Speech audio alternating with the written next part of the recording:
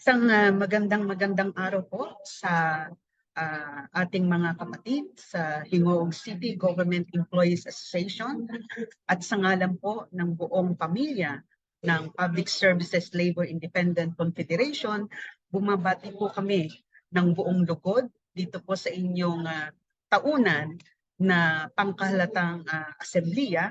At ito pong pagtitipon na ito na malaki ng GCGEA ay napakahalaga po bilang organisasyon.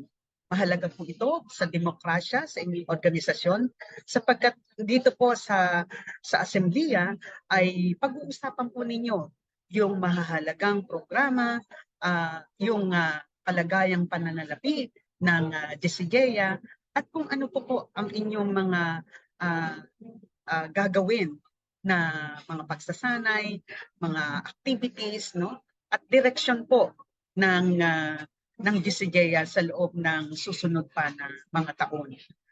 Nais ko pong batiin ang buong liderato o opisyal ng GCGEA sapagkat kung hindi dahil sa inyong pamumuno ay hindi magpapatuloy na maging isang malakas at aktibo ang GCGEA, lalo na sa PSLA.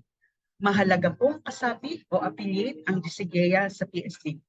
Marami po sa mga naging opisyal ng GCGEA ang naging bahagi ng National Executive Board ng PSLA. At napakalaki po ng naging ambag ng GCGEA mula pa noon hanggang sa ngayon.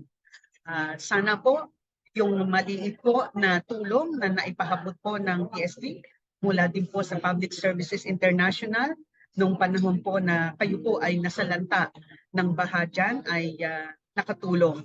At hangad natin ang pagpapatuloy ng inyong pagiging aktibong kasapi ng PSLA.